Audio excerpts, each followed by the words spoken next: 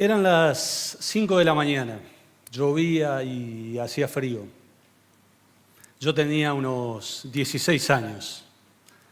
Me levanté, puse la pava sobre el fuego, dejé mate, yerba y bombilla a un costado y agarré el cepillo, el betún y la gamuza y como todos los días dejé todo preparado para que mi padre se levantara, se tomara unos buenos mates con espuma, se calzara los zapatos bien lustrados y se vaya a trabajar. Era un día como cualquier otro, pero ese día tomé la primera decisión importante de mi vida. Ese día decidí que debía hacer algo más, por mí y por ellos. No tenía bien en claro qué iba a hacer. Y realmente si alguien me lo hubiese preguntado, hubiese dicho que como deporte prefería el vóley, un visionario bárbaro. Hoy a los 50 años todavía me sorprendo a veces cuando cruzo gente por la calle que me mira como si esta no serían mis manos, como si esta no sería mi piel, como si la persona que les está hablando no sería yo. Y es el mito del éxito.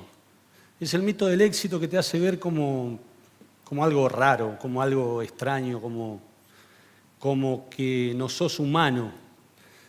Y justamente de eso me gustaría hablar con ustedes, compartir algo, contarles que hay 3 cosas que me han acompañado durante toda mi carrera. Son 3 cosas simples, pero que para mí han sido fundamentales. Tener un objetivo claro, la humildad y la disciplina.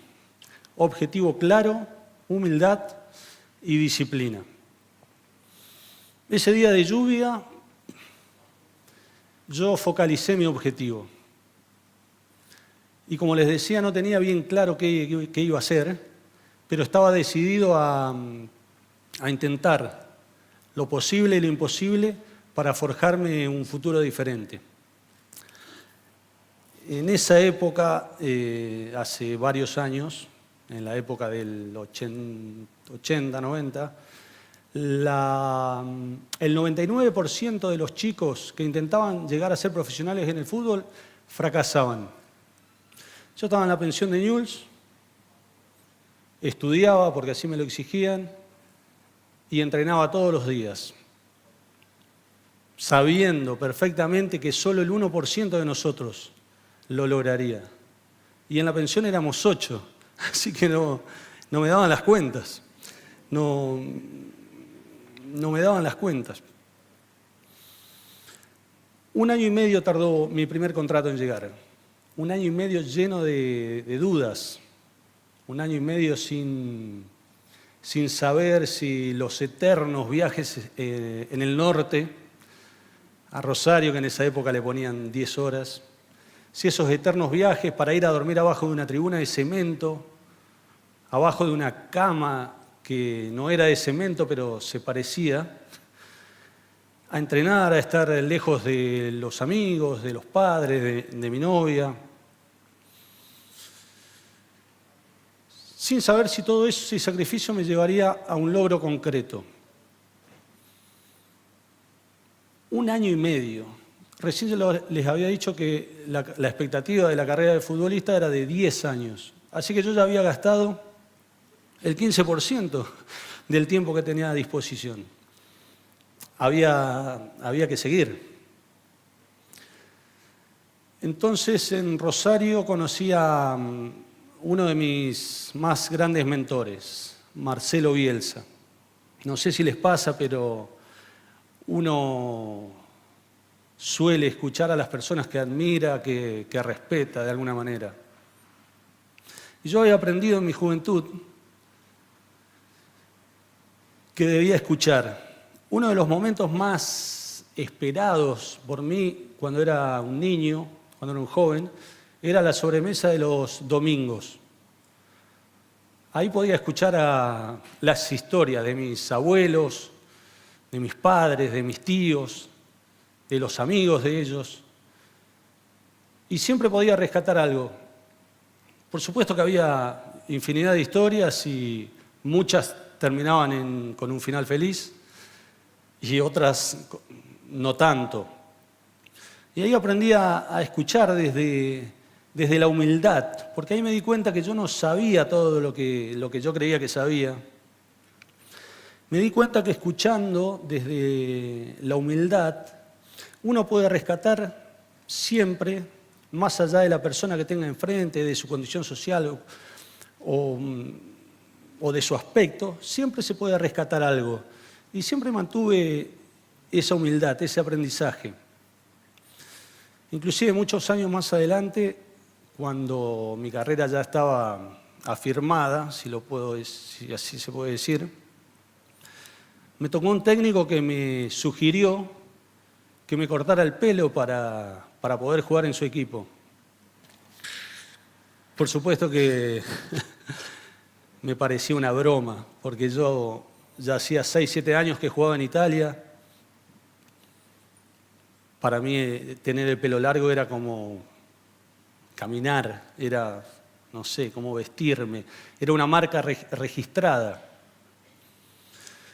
Y me sorprendió. Y ahí vino afuera la humildad, de la que le hablaba antes. La humildad que me ayudó a controlar el ego, que en esa época lo tenía allá arriba. Había hecho un montón de goles, jugaba allá en la selección, así que uno tiende a volar. Así que esa humildad me ayudó a controlarlo y a decidir de cortarme el pelo, porque me di cuenta que mi objetivo era hacer historia en la selección. Y eso era mucho más grande que cortarse el pelo. Y más adelante también hubo un caso donde me ayudó mucho. Yo jugaba en la Fiorentina, vino la Roma a comprarme. En la Fiorentina yo era poco menos que un rey. Podía hacer cualquier cosa. Aparte de jugar mal, podía inclusive decir algunas barbaridades que nadie me decía nada porque ya me había ganado el respeto en esos 6 o 7 años que había estado ahí. Entonces la Roma, lógicamente, dicen, este está cómodo ahí, lo tenemos que entusiasmar, lo tenemos que incentivar. Así que me prometieron todo lo que se puedan imaginar. Me prometieron desde la cinta de capitán a la camiseta número 9, a un montón de cosas que es inútil nombrarlas. Pero me prometieron sobre todo pelear por el campeonato, que era una cosa que yo estaba buscando. Y ahí otra vez la humildad me jugó una buena pasada y me dijo, no vale la pena entrar a ese vestuario, a ese grupo de jugadores con la cinta de capitán, atropellando. Es mejor entrar como uno más, dispuesto a trabajar y aprender como todos los otros. Y entonces le dejé la cinta de capitán a Totti. Digo Totti, por ahí algunos saben de fútbol, es uno muy famoso, que en ese momento no era tan famoso, pero ya el capitán porque era un romano y nosotros jugábamos para la Roma. Le dejé la camiseta número 9 a Montella y me enfoqué en mi objetivo, que era ganar el campeonato. Y era mucho más grande que una cinta o un número. No puedo decir que estas dos decisiones han marcado mi carrera, pero sí puedo decir que puedo afirmar que varias de estas decisiones sí lo han hecho. Hace un tiempo, no mucho, ahora 2 semanas volví de Europa. Me fui a hacer una prótesis a un tobillo.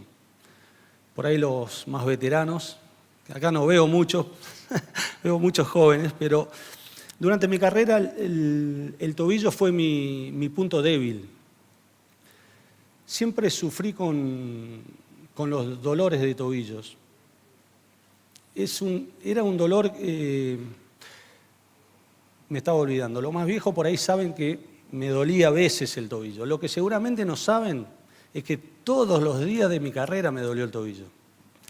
Ese dolor ese dolor que es con mayúsculas, ese dolor que cuando vas a apoyar el pie, cuando te levantás, estás esperando a ver cuándo te va a doler, si te va a doler mucho o si te va a doler poco, si te va a dejar ir al baño, ese tipo de dolor.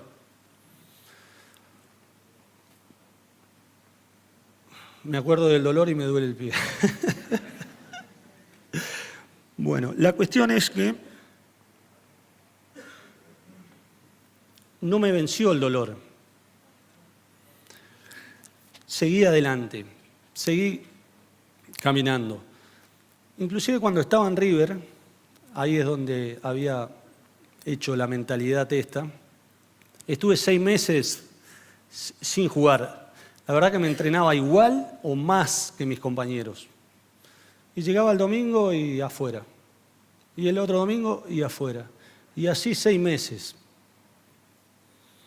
6 meses donde por supuesto se me pasó por la cabeza varias veces volver a Rosario, que era el club donde yo había surgido, donde había salido. Era un club que conocía, un equipo de compañeros, una ciudad que me quería, me sentía protegido. Pero yo quería triunfar y no podía aflojar. Si quería triunfar, debía exigirme más, debía sacar fuerzas desde donde no las tenía y debía continuar a desafiarme y hacerlo y hacerlo y hacerlo. Y fue así, con esa mentalidad, que no me venció ni el dolor ni esa sensación de fracaso. Mucho más adelante tampoco me ganaron las distracciones que vienen con el éxito y con el dinero y con la fama.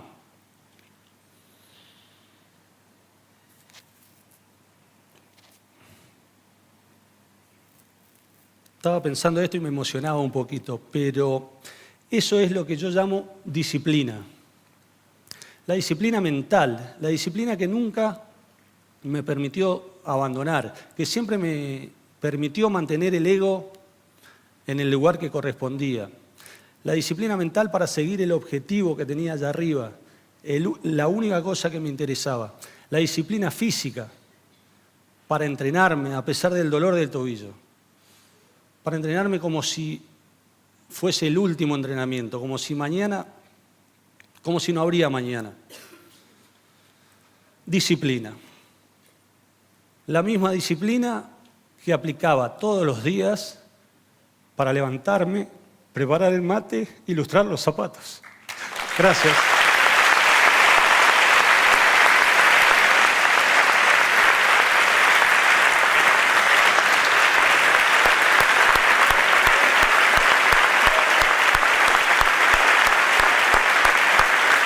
Gracias.